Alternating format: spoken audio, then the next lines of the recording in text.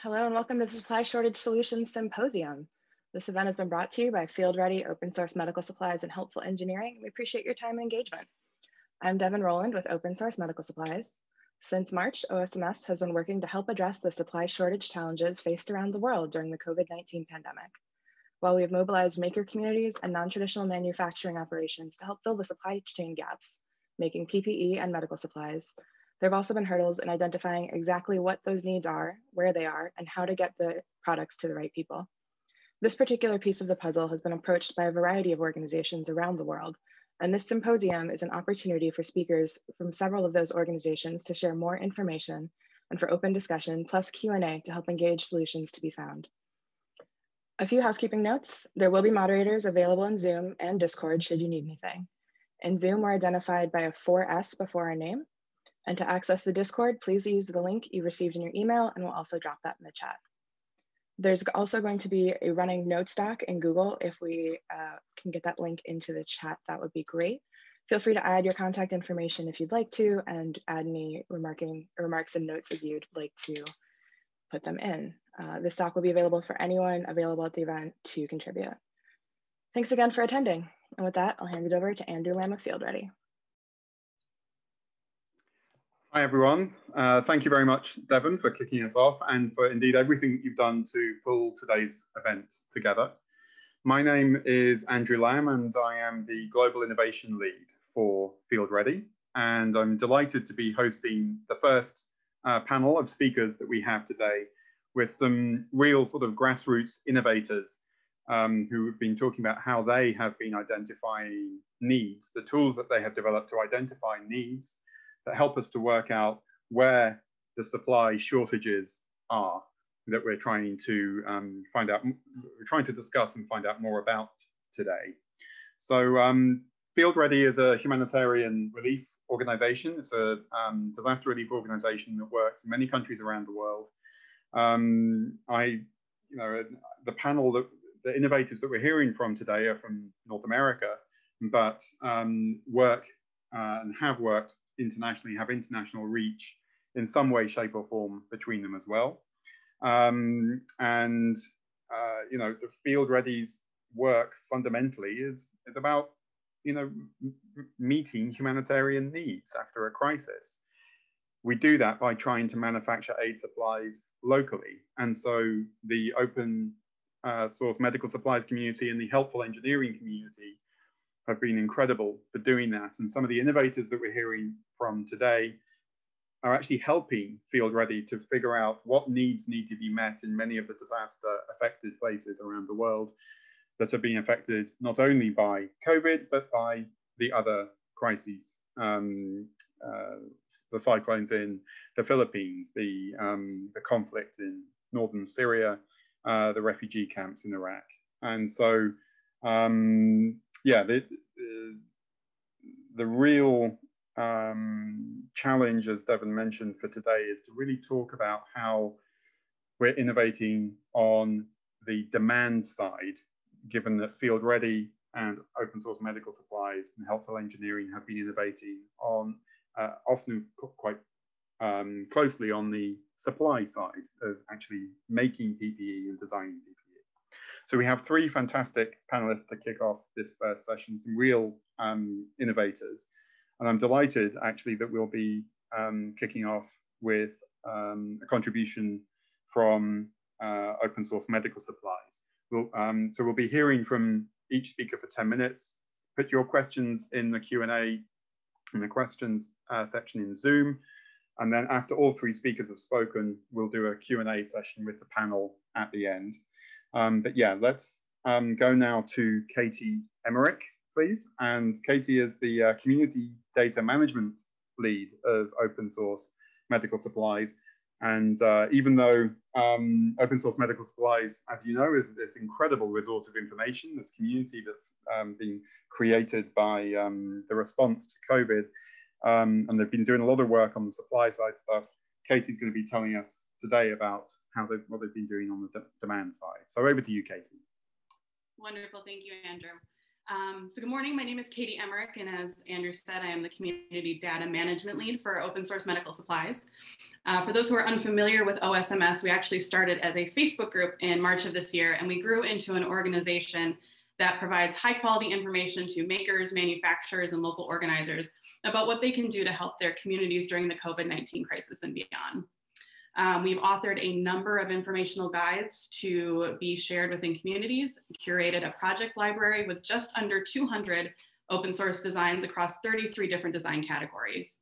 Everything from face shields to cloth masks, gowns to hospital beds, ventilators to hand washing stations, all things that makers and manufacturers can make to help their local communities. For the first 6 months of our operation, we conducted a weekly tally in our Facebook group, and we asked members in the 73,000 member Facebook group what they were making. Here to talk a little bit more about the weekly count is Tobias, Deml, who couldn't be here today, so he made a video that I'm going to share with you all. So bear with me as I share.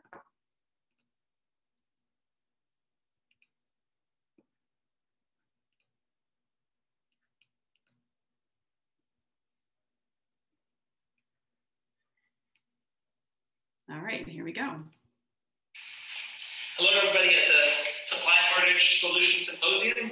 My name is Toby. I'm the Global Impact Data Lead at Open Source Medical Supplies. Unfortunately, I can't be at the symposium right now because I'm shooting a documentary in South Carolina. However, I've recorded this video to explain to you a little bit about our process on collecting data during the pandemic, and specifically about maker-made PPE.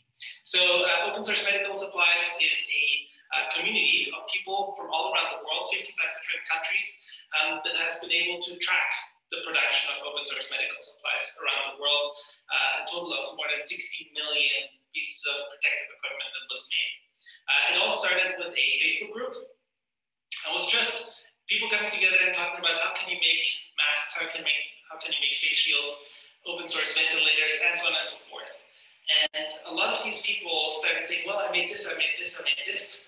And so Guy, who founded the group, started a post and said, hey, you know, we just would like to know who made something right now, and what have you made, and how much? Just comment below. And suddenly we had 500 comments of people that all said, you know, this is what I made, this is where I made it, we made this in Croatia, we made this in Denmark, we made this in the United States, and so on and so forth. So this needed to be, of course, somehow cataloged, and I put myself in the position of trying to figure out how this data could be you know, made useful. And so we started a spreadsheet. It's pretty large. We've got a total of, let's see, 3,600 entries in a spreadsheet. And so I would just write down what was made, by who, give it an ID, when, where, and how much. And so we tracked this over time, and you can see that there was a lot of people, and we needed to translate qualitatively and quantitatively these statements by people. So there was no way to really use AI or something. And what we really focused on is we wanted to make it accountable. We wanted to make sure that people's names were next to the things that they made. And so that's why we kept it in this format of having it on a Facebook group over and over again. And we did this for multiple weeks in a row. And you can see a little bit here how long this went on. So it went from the end of March 2020 all the way to the end of August 2020. And every single week, so for 22 weeks, we asked people, how much did he make, where did he make it, and what kind of things did he make? And so people came together, and we just cataloged their responses, put them in an intelligible production format. And then the important thing, of course, was to somehow report this back to the group and say, look, this is what we did. And so we started off with a very simple, you know, top 20, top 10, top 25. This is the total kind of display. And we just published this picture. And it had a lot of positive response. People loved seeing not just what they were doing themselves and what the people were doing that were around them, but what the whole world was doing. And so we said, you know what, let's take this a little bit to the next level. And so over time, OSMS created a large library of all the different things that you can make as a maker in order to build resilience against the pandemic. And so this project library grew, and the website grew, and the complexity of things grew. And so we said, you know what, let's visualize this. And so we put together a data visualization on our impact page, which you can find online on opensourcemedicalsupplies.org. And here, for example, is an interactive infographic that we built that visualizes where people made something for during what time period. And you can filter it by country, You can see exactly what happened in the United States. You can filter it by state in the United States. A lot of our makers came from the United States, so we had a particular focus on that group. But we really wanted to track the entire world. So we have 55 countries that were tracked. You can see the drop down here on which countries were tracked. And we also tracked, for example, what kind of things were made during which time period. And so you can see a clear bell curve here when production was the biggest, in early May, for example, by the makers. And the makers were far ahead of the regular manufacturers because they were playing by different rule sets and by a sort of emergency response kind of viewpoint rather than just wrapping on a new product.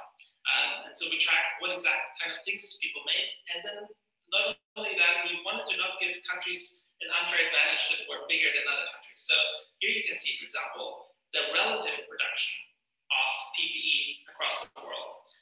So even though the United States, for example, made in our tracking the most absolutely, on a relative basis, Spain and Lithuania made actually quite a bit more than the United States.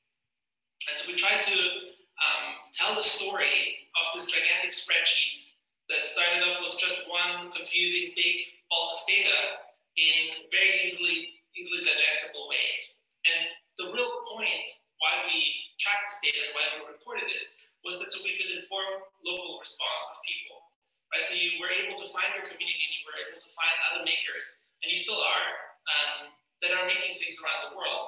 And you're understanding the impact that you're having as an individual on a big picture. And so everything started with this Facebook thing, and we kept it exactly the same format over and over, week after week, so there was a lot of consistency, which was very important to getting us qualitative data that we could get over and over, that was repeatable, that was verifiable. And so one of the important steps, for example, was that sometimes people would give us very large numbers, and we had to make sure that these numbers were actually true. So we would reach out directly to these individuals that gave us large numbers and then tracked where did these numbers come from, actually link the data sources that people gave us and track the overall impact. And so one of the things that is really fascinating about this data visualizations, for example, we can track what kind of equipment people made, when, and how much of it. And we can see when the hotspots were and why people made something where the data tells a lot of stories, and we're able to break up these stories and communicate them to the rest of the world.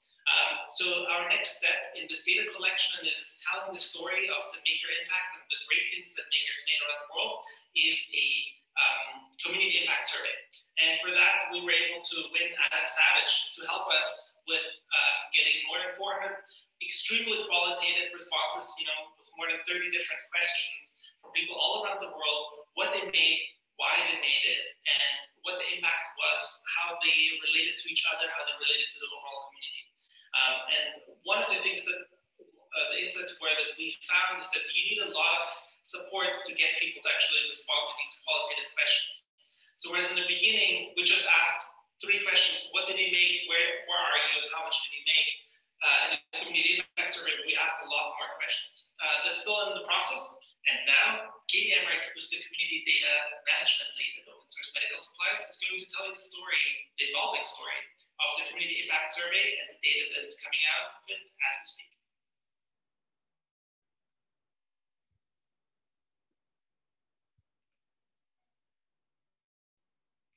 Okay, so like Toby said, one more important thing that OSMS is doing in partnership with Nation of Makers is our community impact survey and report.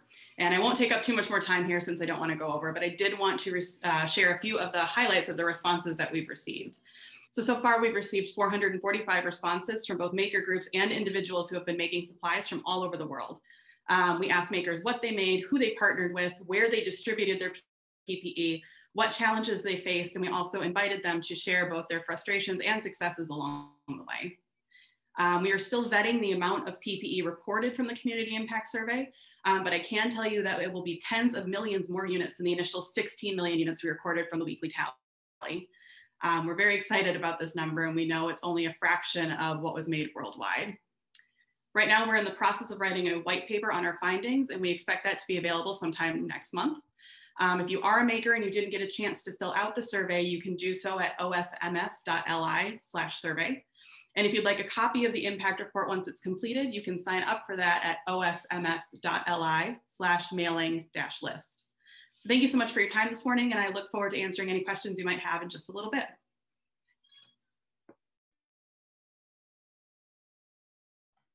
Thank you very much indeed, Katie, and amazing to hear about the survey and the results that you're finding through that. I think open source medical supplies has really done something extraordinary in going from a Facebook group to such an enormous response. And I think the way that you have been collecting information primarily through Facebook and all these open tools and things that have just been presented is really quite extraordinary. So, you know, speaking as a humanitarian, if I may, congratulations to you and to say a really big thank you to everyone who has been involved in the open source medical supplies initiative in actually making these supplies. So the work that has been done on the supply side to respond to some of the challenges that you've been finding on the demand side.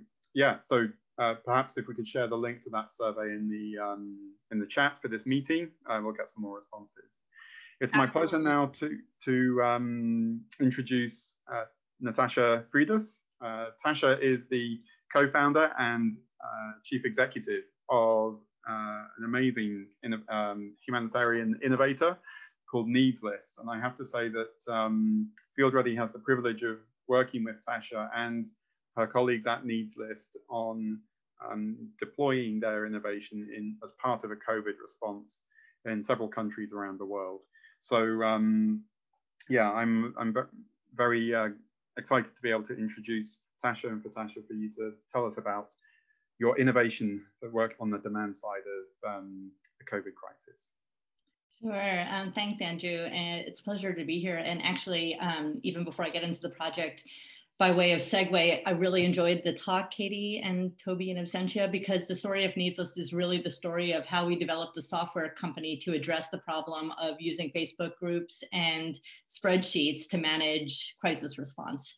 So I was on the ground responding to the Syrian refugee crisis in Europe in 2015, 2016, when really I was pretty fed up with the limits of Facebook and spreadsheets. And so I really wanted a better way. I was coordinating response on the ground, and I wanted a better way to communicate in real time what was needed. And so I ended up using a wedding registry. I just kind of hacked a wedding registry, and that was the first iteration or minimal viable product of Needslist. And since then, we've really developed out software tools to address this very problem of a better way to address, understand supply and match it with demand in humanitarian crisis. So today I'm going to go ahead and share my screen now, just a moment here.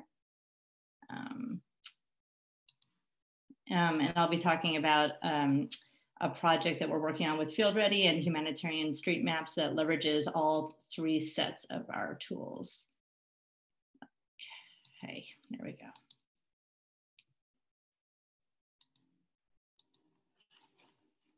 Okay. So yeah, today, this is really a partnership that's designed to support vulnerable communities around COVID-19 by identifying needs, mapping manufacturing resources, and supporting local production of PPE. There we go. So just by way of background, and I'm sure you all know this more than anybody, but you know, when we look at our humanitarian aid system, even before COVID-19 hit, the impact of climate change and increasing conflict around the world had really pushed our aid systems and the tools that we use to the breaking point. The tools, you think it's just grassroots initiatives that are using spreadsheets, but what we found through our work is that you're looking at some of the world's largest aid players who are really relying on spreadsheets as well. And that was shocking to me. I thought we were providing tools for grassroots, but the fact is very, very few players have really designed technology to address the coordination of needs. And it's a massive problem. And especially as we look at the situation with COVID-19, where we've got a global pandemic of unprecedented scale. And as you all know as well, the supply chains that we've relied upon have become ineffective, and there's just very few ways to manage the spikes of demand, borders closing, and even basic PPEs for hospitals and first responders, and getting, you know, months and months and months to get needs met. So for the partnership and focus today, what we're really concerned about is some of the most fragile, vulnerable populations.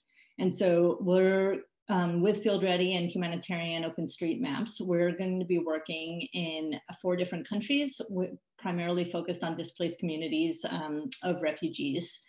And these are some of the most cut off communities in response to COVID.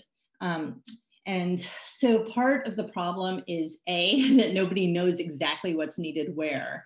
And then the second piece of the problem is that we have such a strong reliance on foreign production, and that slows down procurement and effective response.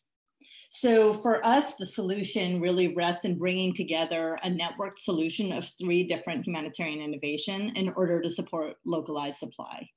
So we've brought together a needs list ourselves, Field Ready, and Humanitarian OpenStreetMaps. These are 3 partners that are all currently supported by the Humanitarian Grand Challenge out of Grand Challenges Canada to do 3 separate but related tasks. We're going to be mapping PPE needs at a very discrete local level. We're going to be mapping manufacturing resources and matching them and overlaying them with those needs. And then in response, having a much better way to identify what type of PPE is needed and be producing it and distributing it to reduce COVID-19 transmission. So what that actually looks like on the ground, I'm going to be going through kind of what each player brings to the table. So the software that we've developed at Needs List we call Respond Local, and it's really designed to address this very problem of having a good way to aggregate needs on the ground. So local first responders can post needs in real time, very specific from a catalog that we've developed. And then those needs are actually matched with any offers. And offers can be discount, they can be wholesale, or they can be pro bono offers from either large NGOs or from private sector as well. And so the software really does a nice job of matching needs and offers and providing all kinds of robust reporting data to track impact as well. Now, so that's the kind of mapping and kind of identification of needs and resources tool. Just in terms of a quick use case, we've been deploying this software in several African countries since June now, really in terms of being a tool for coordinating PPE, but also knowledge management. Users on the platform can post service needs, supply needs, and information needs. So the types of NGOs on the platform include quite large ones and hundreds of local CSOs, as well as local suppliers and large global private sector partners. And we've been developing an integration with SAP Ariba's product, which has millions of suppliers, local suppliers across the globe. And so through that, we already have over $400 million of supply offers on the platform. So this is just kind of a hint of what can come and what is to come. The piece of it we're super excited about right now that we'll be launching momentarily is the ability to have GIS and geographical mapping of these needs and resources through a partnership with Humanitarian OpenStreetMaps. So for those of you that don't know, the Humanitarian OpenStreetMap team, or HOT, it's a US nonprofit, and they combine OpenStreetMap and open source tools with local knowledge to support mapping communities worldwide. So they're providing and generating all kinds of new data and maps to improve humanitarian action and disaster response. So they're going to be supporting this project by locating and mapping manufacturing capacities in the target geographies.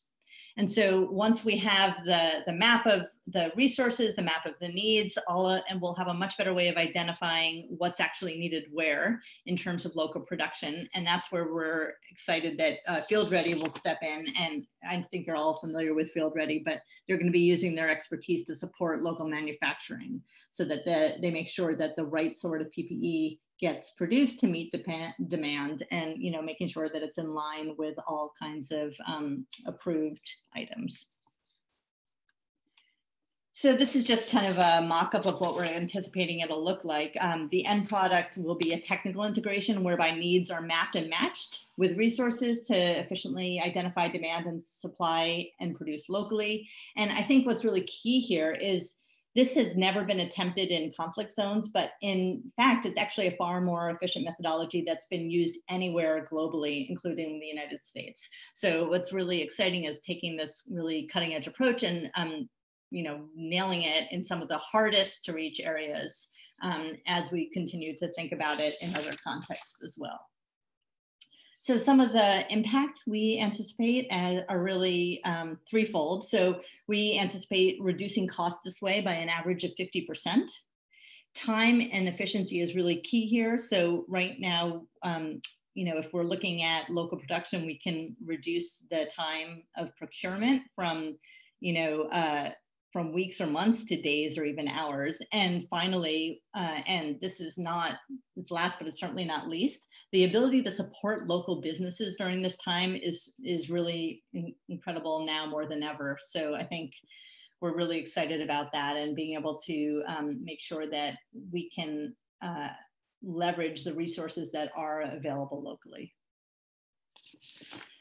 Other outcomes will include over 100,000 people in these target populations being supplied with PPE and supporting the livelihoods of local makers, and of course, reducing transmission. And overall, we're really excited about taking this model, proving it out, and applying it in other geographies as well. So these are just a few of the partners that we work with at Needs List. We're always looking for additional private sector companies and nonprofits to join our ecosystem to really support this new model of aid. And so I'd invite you to join us, whether you're interested in supporting scaling this model elsewhere, providing or purchasing discounted PPE, conducting research and evaluation.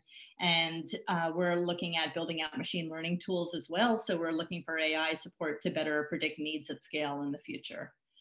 So that's an overview of who we are, what we're doing, and again, happy to take any other questions later. Thank you. Thank you very much, Tasha, and for sharing that with us. And there was quite an important slide and something that you just showed us there that I wanted to ask a quick clarification question on. It seems like you're collecting a lot of needs and demand information through your collaboration with the core group.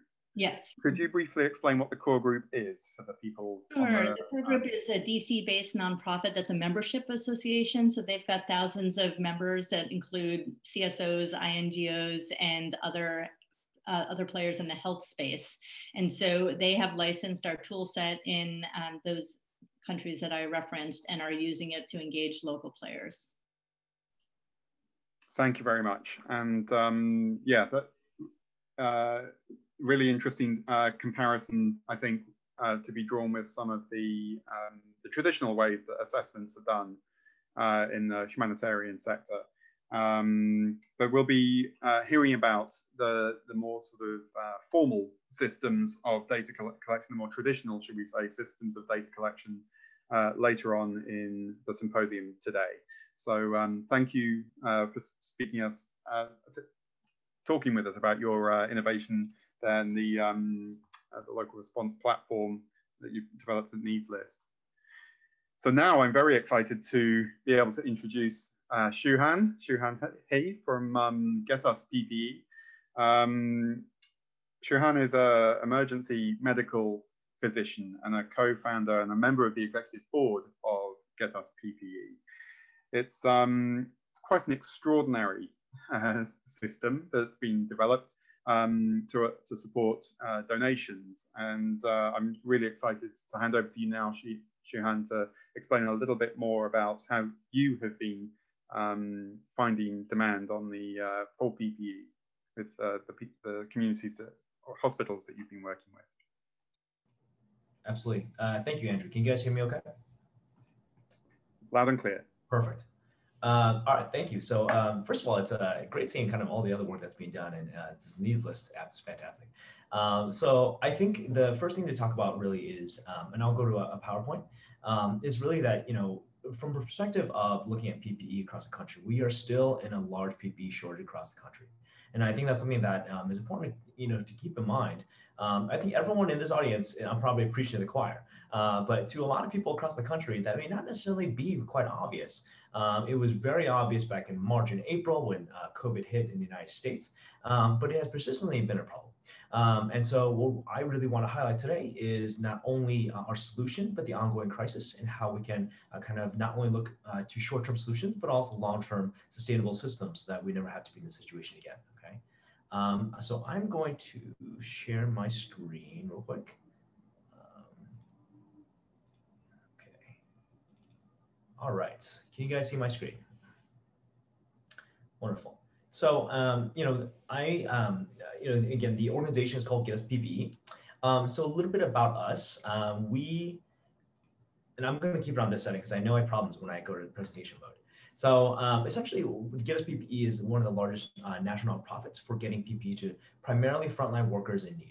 I'm an emergency medicine physician, so my joke is when this first started, it was out of self-preservation and primary experience, but certainly something that emergency physicians were very wary of when COVID-19 hit across the country in the first wave of the pandemic.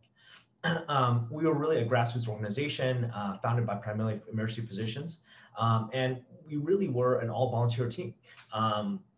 We saw so many volunteers and people who have talents from all across the country step up, join our Slack, and to the point of digital tools, we were really just a wild Slack group of people who wanted to volunteer and help fix the problem.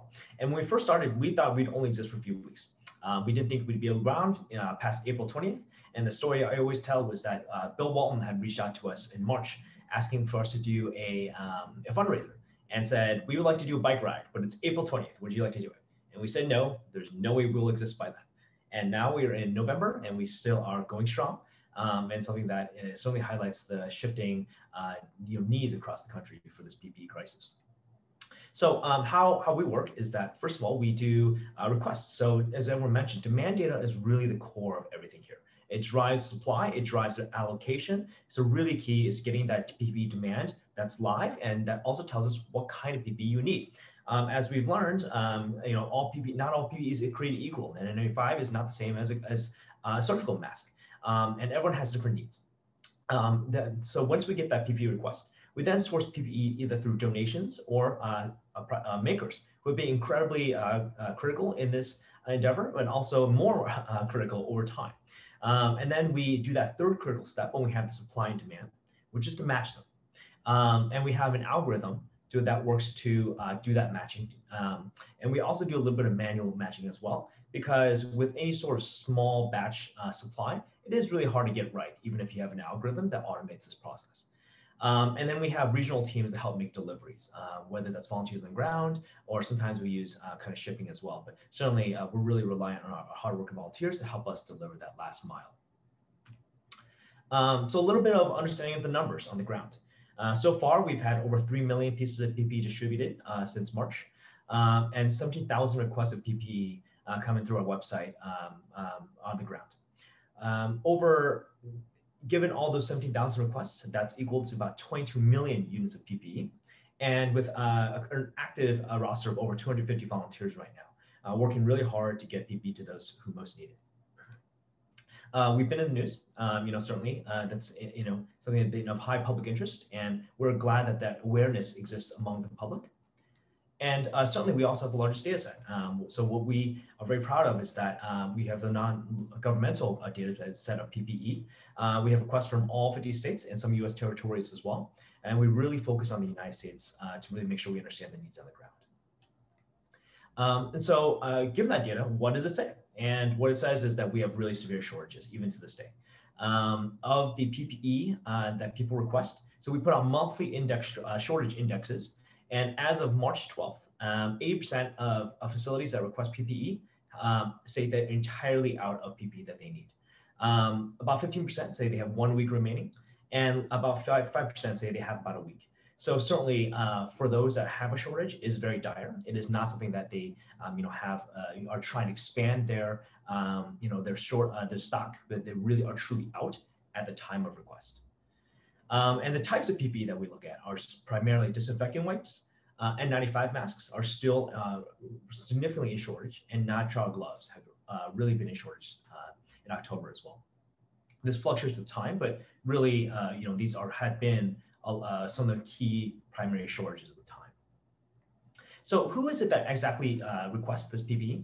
So first of all, I work in a large metropolitan hospital. We've actually had PPE and been well stocked since March. And most large academic hospitals like mine, I work in Mass General in Boston, does have PPE. But what's really critical to understand is that there's a really important link between a large hospital and smaller long-term facilities. So smaller facilities like nursing homes really can't afford PPE, and they can't afford to buy that PPE. They're really getting pushed out of the market. And so, things like low-cost clinics, homeless shelters, schools, disaster relief facilities, all these places have PPE shortages. And to really highlight that link, when you don't have PPE in those places, people get sick and they come to the hospital, and then we use PPE. So certainly there is a fundamental link between all these facilities. They are very interconnected. And so to give a sense of that scale, over time, you can see that back in May and June, hospitals still accounted for a pretty significant amount of requests, about 30%. But that's gone down to about 10% most recently in October. And a case study here of long-term care facilities. So when I say long-term care, what I mean is, nursing homes, assisted living, skilled nursing facilities, who primarily hold elderly patients with a lot of comorbidities, who are very susceptible to COVID. So between August and November, about 18% of total requests that we've gotten have come from long-term care facilities. So one of those smaller types of facilities. Of those 18% requests, 69% had no types of PPE at all. 36% had no supply of PPE and had COVID, which is particularly dangerous. And of those facility types, there were gloves, surgical masks, and gowns. So all of the bread and butter types of PPE that you need to protect from COVID from spreading. Another case study is schools. We've all heard on the news how school openings have been really affected. And I think certainly anyone with a family can understand that it's certainly a very controversial topic of whether schools should open or not. And with that, we surveyed 164 schools to get a sense of what their need was, and 162 of them said they were in need of PPE. One thing that's not published here that I do think is really interesting for this group is over 90% of the schools said that they would accept maker-made PPE. So school PPE is certainly, they're very open to just accepting any sort of new manufacturing facility types. It's like additive manufacturing. There isn't the regulation in schools like there is in large facilities like hospitals. And so with that said, on our Save Our Schools initiative, we've been working with organizations like the National Association of School Nurses to better understand the needs. So if anyone has any thoughts on how you may be able to help, please certainly be in touch.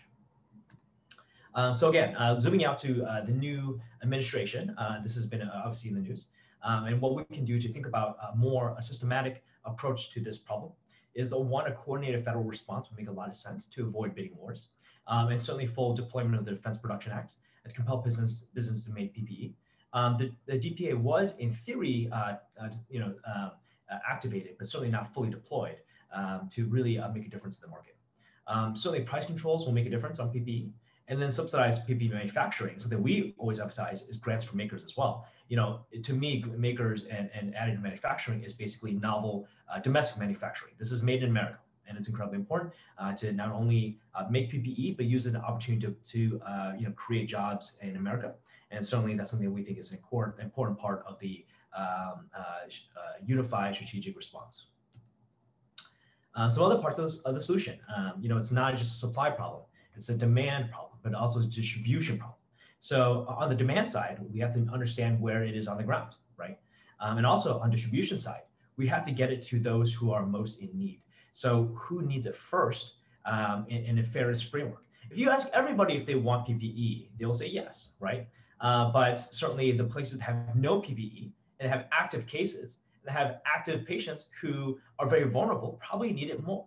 And the example I always give is, as a doctor, I'll see a patient, and I'll wear a piece of PPE. My nurse will wear PPE. The pharmacist will. The med student, the respiratory therapist, the transportation, the janitorial services.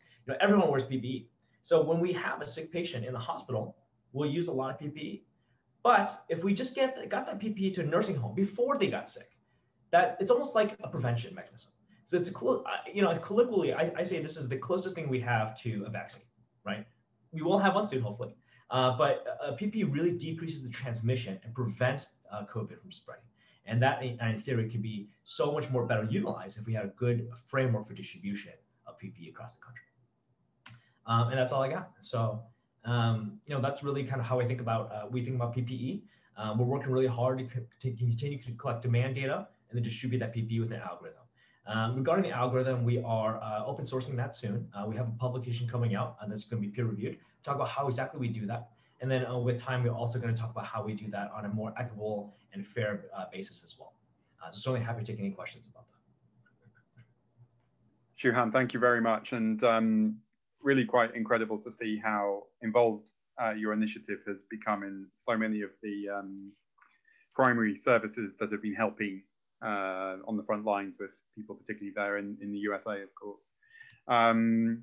So yeah, thank you very much to all of our speakers. And we're going now to go into about 20 minutes of Q&A. And what I'd like to do is take some of the questions that have been posted in the question and answer feature in Zoom. And I'll direct those. But perhaps if I could do a bit of chair's privilege and perhaps ask each of you, one of the things about supply information, and a number of you have talked about supply information and demand information because of the nature of your innovations, the nature of your platforms, your tools. Supply information is one window into understanding demand information. There's a chance here today. The reason for having this symposium today in some ways is for us, I'm speaking for myself as well as many of us in the helpful engineering and open source medical supplies communities on the supply side, to learn about how the demand side works. So we've heard about some of the methods that you've used. We've heard about mass media and social media. I'm curious to know how important something like word of mouth has been for bringing demand to your different tools and platforms. So Katie, maybe you could say a little bit about your experience of word of mouth. Yeah, absolutely. One thing with open source medical supplies, we still run our 73,000 person Facebook group. And so we will have, it's very interesting to see, we'll have posts, one day from somebody saying, hey, I'm in Michigan, I've got 5,000 face shields just sitting here, who needs them? And there will be some people from Michigan that will say, oh, I can take it for my nursing home or whatever. But we'll also have people that will say, hey, I'm in rural Kentucky and we have nothing. Is there any way you could possibly ship us something? So it's been interesting, from that perspective, to be able to connect people in different areas and to kind of see like where people have really, dived in and made a bunch of things, and where that's kind of lacking. And that has helped us inform, when we see somebody saying, say in rural Kentucky that needs PPE, do we have any makers that are maybe a little bit closer than Michigan, that are maybe in Florida that have extra PPE, and can we connect them and, make that connection to help as many people as we possibly can? We actually have a very interesting story about our open source medical group in Taiwan that gave face shields and PPE to Afghanistan because they needed it and they didn't have anybody locally to make it. And so they made a bunch and they shipped it to them, and they formed this really neat relationship that you don't usually see. Thank you, Katie. Tasha, same question about the role of word of mouth. I think it's a really interesting question, because one thing that we've seen in the last 8 months is the huge rise of the mutual aid movement. And it's been very interesting to me, really seeing a parallel process to what happened in the refugee crisis in 2016 with these grassroots groups, right? And so much of it happened through word of mouth. The challenge, of course, is that while mutual aid groups and kind of these newer response are much more nimble, they're quicker, they're more efficient, they're also, they're not vetting the needs on the ground in the same ways. And so I think that's the tension with some of the word of mouth work is, how do you prioritize and triage and know that those aren't going to be resold or used inappropriately, or that they're up to standard, of course, too. Thanks, Tasha. And Shuhan. Yeah, word of mouth has obviously been incredibly important. It's really only key for things that need people to tell us what they need and also to deliver things, right? So, our website has really grew through word of mouth and social media, and it's really been a lifeline of organizations since. Also, things like volunteers, frankly, right? This has been a really sustained effort of a lot of people who work really hard, who are really passionate about the mission, and how do we find those people is really through word of mouth and personal referrals. So, that has always been an incredibly important part of our organization. Thank you very much. And yeah, I can see that's working, word of mouth through professional networks and through, people's career histories almost in the sort of, I can imagine that because that's a lot of how the aid sector, the humanitarian sector works, I think. So we'll go to some attendee questions now. The first one, Tasha, for you, please. Robert Reed is asking, how can design organizations, such as those working on pandemic ventilators, use your information to guide their work without becoming too involved in the actual logistics of what you're doing? Yeah, that's right. Well, as I mentioned, there's a couple different aspects of our software. So some of it is around supplies and logistics, but there's also knowledge management and information sharing. So I think one option, I'm going to throw a link in the chat here, and that's for, you can request to join the core groups deployment where you can start offering your own designs up and request others as well and access others. So, and then I think the other thing we can do is start a list. We're actually going to be launching Field Ready's deployment in the 4 countries we named shortly. And so we can also get some of, with your permission, Andrew, I think kind of start a waiting list for folks who would like access to that as well. Thank you. Katie or Shuhan, any comments on that before we go to another question? Specifically design organizations, the way I think about it is OSMS, for example, has been a basic database of validated designs, right? Certainly incredibly useful. I also think, on our organization, if it's specific for design of digital websites, that certainly has been incredibly critical as well. We're very heavy on the logistics side of things, right? So probably, in terms of the actual PPE, less useful, but certainly on the maker side, I think probably very useful. Yeah, thank you very much. Katie? Our website is all open source. We have a number of healthcare guides on there, as well as our open source library that we've curated. So there's a lot of information for the public to just dive in and take advantage of those resources. Thank you. There's been a question about whether the event's been, the recording will be made available. Yes, we'll be making the recording available. And yeah, we can, we'll speak to each of the panelists about whether the slides can also be made available as we distribute the materials after the symposium today. I just wanted to take the opportunity to answer sort of in the conversation a question that Shuhan, you typed an answer to, which is around from AJ Ahad, the question of, is there the possibility to use your large data set and big data to run trends and further analysis? I was hoping you might speak to that question, please. Yeah, absolutely. So we've had kind of 3 mental models for how we want to do delivery. And this is something that's really been in existence since the early days. We thought it'd be much quicker to get through this, but certainly something we are very aspirational about. The first is a kind of a passive model of matching. So what I call is basically Craigslist, right? You put supply and demand next to each other and people find each other. The one issue with that is that it is efficient, it's fast, but you may not have attribution, right? As you don't know if things actually got delivered from a scale. It's almost like if you ask Tinder or OkCupid how many marriages it's created, does it really know? Not totally sure, right? But it is a very efficient way of matching and something that is important. The second one that we're in the active stage of is the active model. So you have a database supply, you have database demand, and you automatically match it with an algorithm.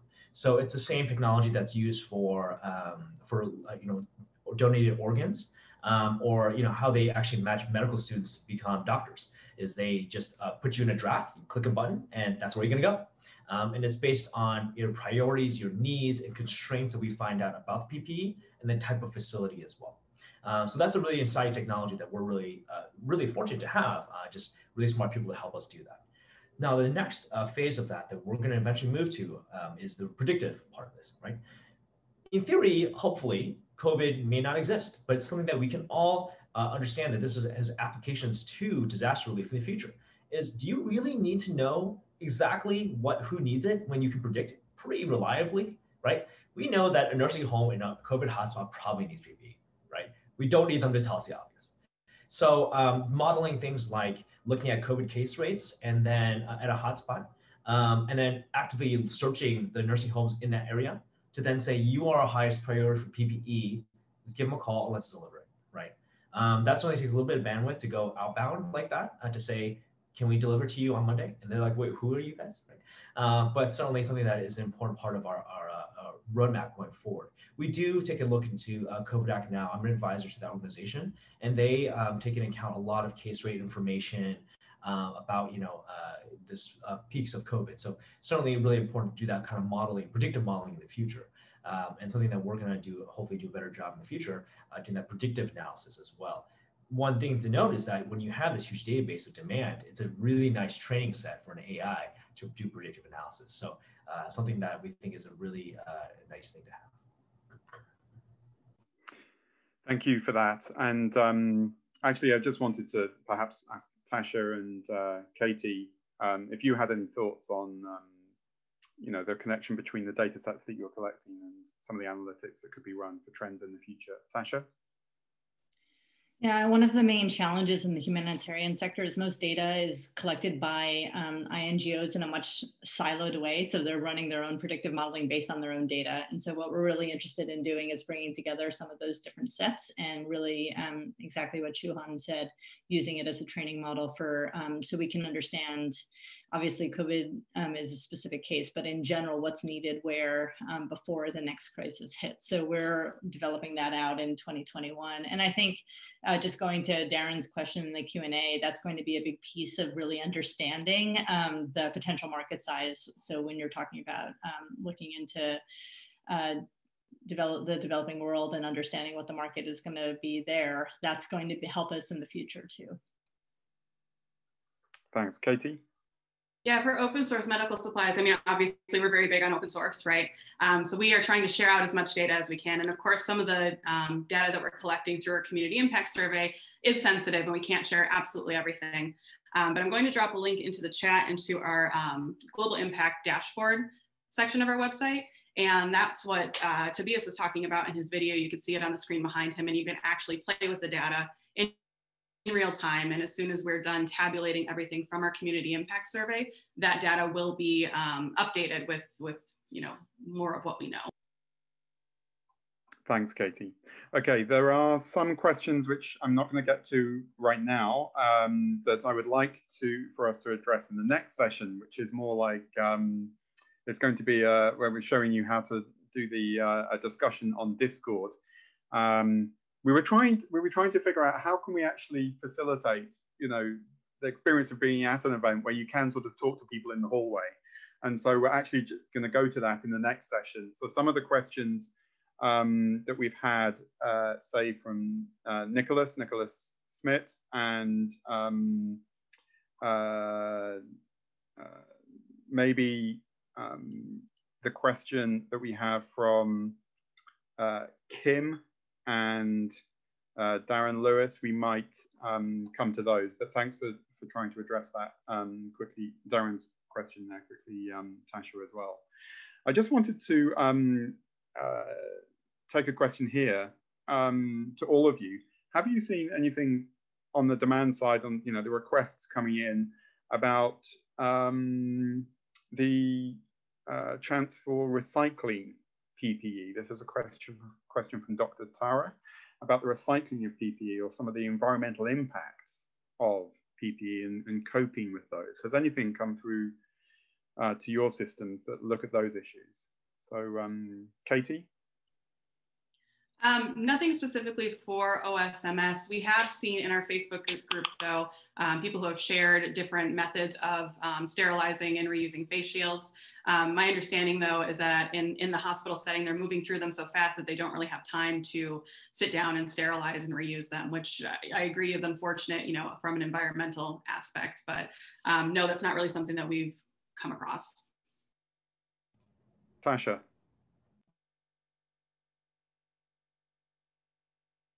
Sorry, unmute there. Not directly, but part of what we're looking at in general is how to be, sustainability is a big piece of our work. So identifying suppliers that are within a certain kilometer or mile radius of you. And then the other piece is if there is PPE that is usable by others that you don't need anymore or can be reused or recycled, depending on what it is, having the ability for those organizations that received it to post it back up as an offer. So our model lets any user post needs or offers. It's not just one or the other. Thank you. And Shuhan, have you seen anything about the recycling of PPE come through? Yes, I'll answer this two ways. First of all, I work with a colleague, Dr. Slotzman here at Mass General. He actually looks at recycling, like actual recycling of environmental products in the hospital. So he had an interesting study once that looked at, he went into the garbage dumpster and see how much trash that the hospital made. It's a lot, right? And probably with PPE, it's probably a ton. And so we've had a couple researchers come to us and ask, how much, what is the environmental impact of this PPE crisis? And probably a lot, right? Just because there's so much PPE. So that's number one. And that's something I think I haven't seen any good data on, but I know there's a lot of interest on it. The second part of this is probably what they mean about recycling is like reusing N95 masks, right?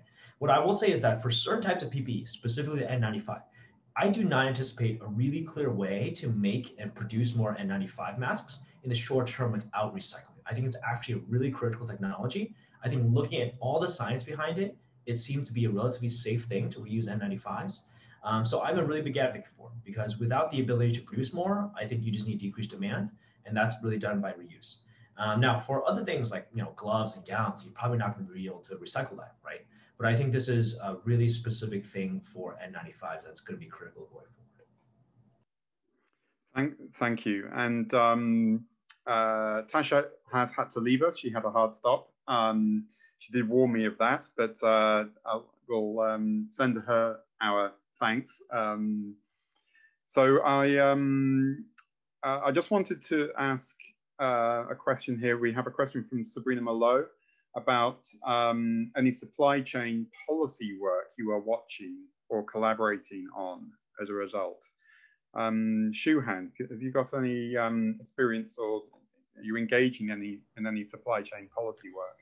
Yeah, all policy is not national. The best stuff is local and domestic and statewide in your local communities, right? So certainly whenever we talk to local policymakers, I think it's certainly really important to think about how local policymakers think about PPE for their local, healthcare facilities, right? So we have engaged in a lot of state and citywide, organizations, but frankly, a lot of nonprofits, right? Because state governments are really strapped. On the national side, as you guys can imagine, it's a pretty big important time right now, right? And there's a lot of transition teams coming together.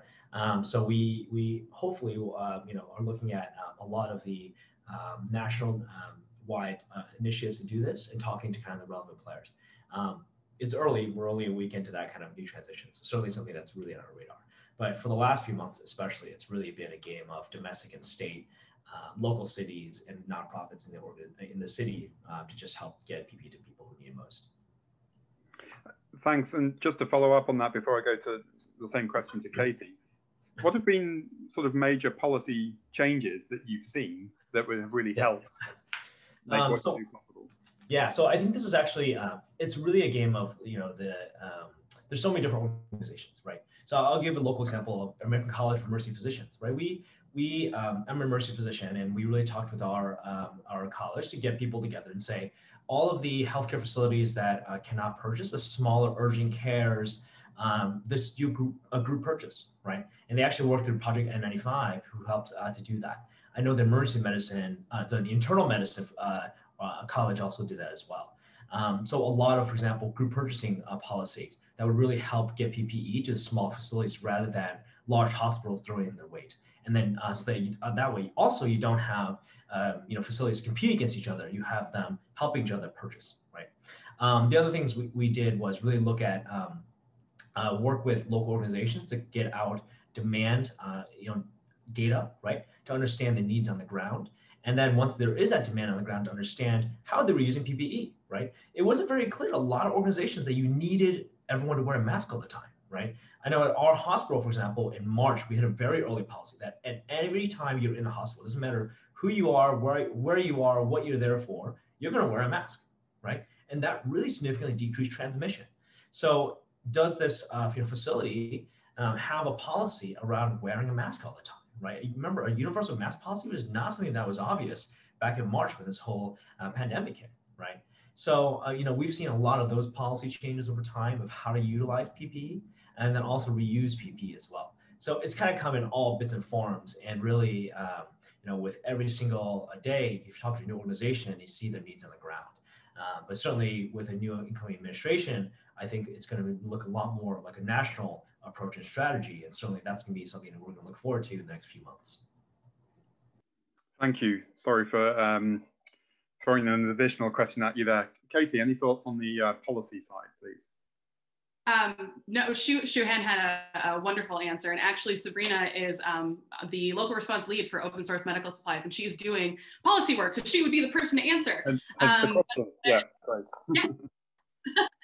No, but I will say that if anybody out there does have information on policies they've changed, policies they've influenced, and that's at the city, state, or national level, please send her an email, sabrina@opensourcemedicalsupplies.org, because she would love to talk to you about that. So I'll just give a little plug there for her and all the policy work that she's doing.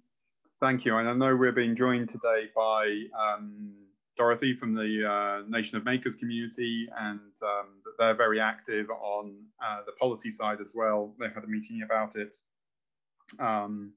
if not yesterday, the day before. And Sabrina was involved in that. So I'm really excited to see some work in that policy space. And that we can learn a lot from some of the policies that have been developed from countries outside the US as well. I know a lot of the focus at the moment is on the US system, but I think that the fact that the way the US develops its policies can actually be instructive for other, because it's so open about it, can be instructive for other parts of the world as well.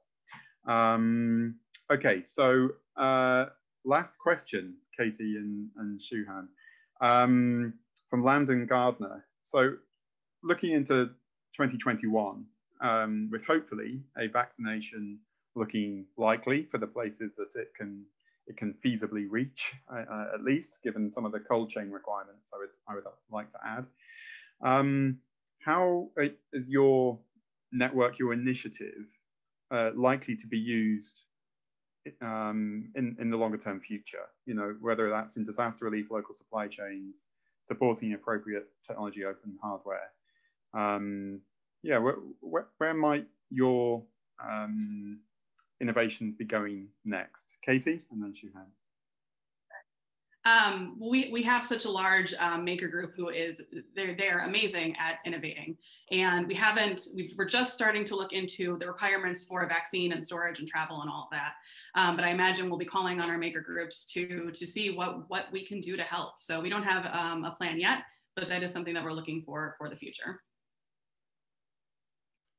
Thanks, Shuhan. Yeah, this is something I'm really excited about. I think early on in the crisis, there was a lot of talk about the National Strategic Reserve, right? How you needed to really fill the strategic reserve. So what I will say is that if you actually look at the numbers, it may actually not be the best strategy going forward in the future for disaster relief. So we needed 3 billion N95 masks in order to fulfill the total demand for PPE across the country. At best, the National Strategic Reserve would do 90 million. So even if we were fully stocked, we would have been well short. So I think what this pandemic has really taught, at least our organization, has been the need for on-demand manufacturing, not on just-in-case manufacturing, right? Just in case versus just in time, right? So we really need just in time. And so the open source community has been really critical in that. For us, our role, we think of us as the distribution side of that. And we're really excited. We are publishing this in peer review about how the distribution network works.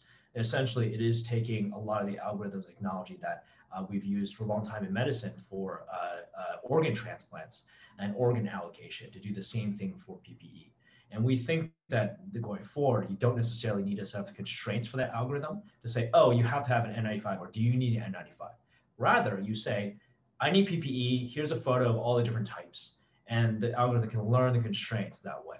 And over time, what we can do is think about the national reallocation system rather than the national strategic reserve. And that reallocation system can come into place whenever you have any sort of pandemic, any sort of disaster humanitarian relief, things like ventilators get reallocated, supplies get reallocated. Those things, is going to be really critical technology going forward. And frankly, it hasn't been really possible until about 10 years ago, right? The way that we've done disaster relief hasn't really changed since World War II. So I think this is a game-changing technology. We think we're going to be able to move that going forward, and I think we're really excited about the potential applications in a lot of future pandemics as well. Thank you for that. And if I may, I'm going to also respond to that question in the sense that we are, Field Ready is collaborating with Needs List. And Tasha had to leave a little bit early, but basically, one of the things that I think all of these three solutions that we've been hearing about in this session have in common is a more efficient matching of supply and demand. And whether it's medical supplies or PPE or humanitarian needs, that what we're doing here, I would like to think anyway, is moving towards a paradigm of production where we have the first choice is essentially local production, and it's as local as possible and global as necessary. That's a phrase that gets used in the humanitarian sector for other things, but I'd like to think that we can get to that point.